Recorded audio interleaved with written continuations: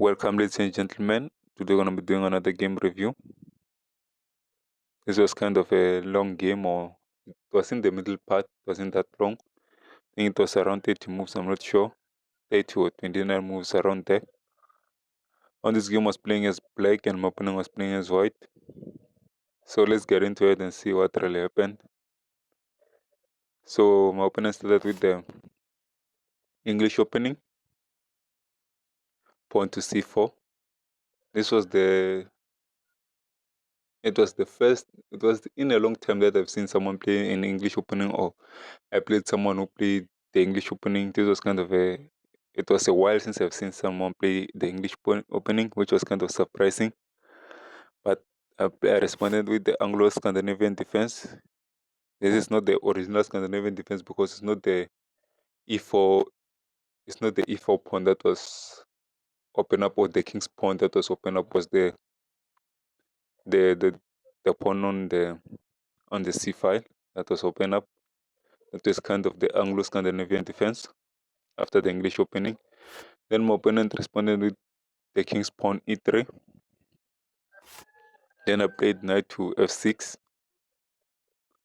Then my opponent played knight to f3. Then I played bishop to f5. Here I was just developing my pieces. Wasn't really looking to attack or anything. This was just my piece development.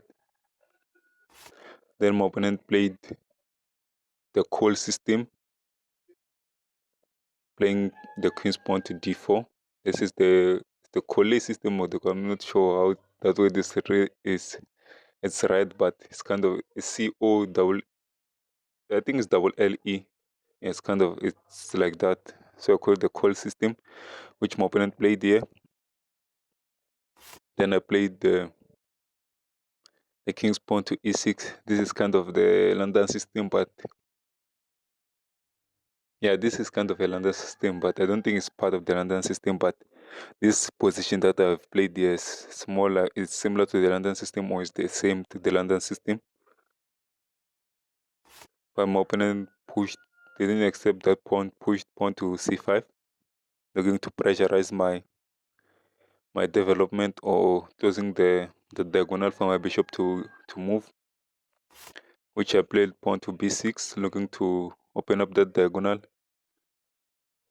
which my opponent accepted. I didn't think my opponent would accept. I thought maybe was going to push the pawn on b2, strengthening the pawn there, but my opponent chose to accept.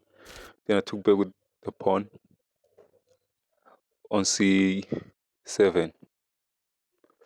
Then my opponent played check, bishop to b5 with a check. And I didn't want to lose my castling right, so I had to close this position. Then I chose the bishop on the knight on the f file. Then I played d7, which I think I should have played the other knight.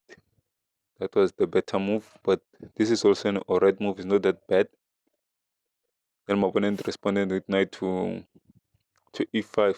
If the other knight wasn't there, then this will be a problem. But if the other knight has a backup, so there's not really any problem. I just attacked the bishop by moving pawn to a6. Then my opponent accepted my knight with a check. I have to accept. Then I took with my knight.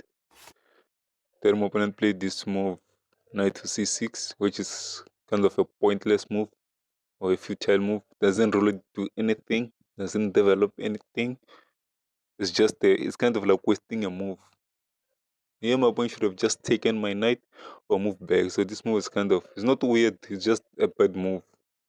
It's not a weird move. It's just a bad move, which is just pointless. It does nothing. I just move my queen. Now, what's the idea of moving knight there? Nothing. It's either you move back, and you can't protect the knight with the queen because that square is attacked. So my opponent had to move back. There was nowhere to go. And the only square that is safe is the original position that it came from. So the answer I said this move was kind of pointless, which my opponent moved, and I took that knight. Then my opponent took with the pawn. Then I won a pawn. I think that move was just to give me a pawn. That's why, hence I said it was kind of pointless. It just gave me a free pawn. But let's continue. Don't really know what's going on under people's minds. Then my opponent castled. Then I played bishop to c5, which I shouldn't have played that move. I don't know why I moved bishop to c5. My idea was to move bishop to d6, threatening checkmate. But I moved bishop to c5. After I made this move, like, oh, I should have moved to c6. I guess I played very fast and I didn't really check all the squares that are available. Are they threatening or anything? Then my opponent played pawn to f4, which I took the pawn. This is kind of another free pawn. I couldn't leave a free pawn. I love free pawns. If you give me a free pawn, I'm gonna take it. This is not a free pawn really, but it's kind of a free pawn. I played check, and my opponent moved the king. Then I accept the bishop. Then I move queen to e4, which is a mistake, but it's not that damaging. I should have probably moved queen to d4. That was the best move in that position. But I moved bishop to, then my opponent attacked my queen with the knight to c3. Now is when I move the queen to d4. Then my opponent decided to accept the bishop,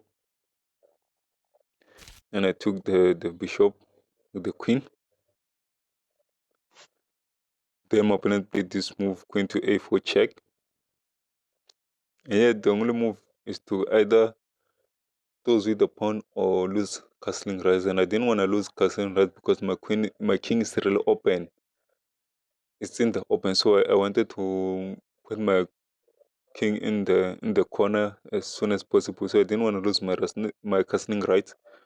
Hence I opted to lose the pawn instead. If my opponent takes with the pawn, I can't take back with the pawn because I'm gonna lose the rook. So after I played with this is the best move in this position. This is the best move. Pawn to b5 is the best move. Even if the pawn is actually a sacrifice, but it's a great sacrifice, so I don't lose my castling rights. After that move, then I castle. Now my king is safe. Then I can fight more freely. Then my opponent move. I played another move, knight to c7, attacking my rook, which is kind of, it's not a pointless move, but it also attacks the pawn on a6. I think, yeah, the pawn on a6. But then I move my rook to b8. But the best move here was to move the rook to c8. Then my opponent played rook to the a rook to e1, attacking my queen. Then I move my queen to d3. Then my opponent pushed the pawn that was under attack, which was attacked by the rook. Then I played bishop to e4, attacking the pawn on, I think the pawn on g2. Yes, the pawn on g2. Then my opponent plays this move, which is kind of a, it's also it's kind of it's also a pointless move because it allows me to threaten a checkmate. I played queen to e2, but the computer liked it better if I played queen to c2.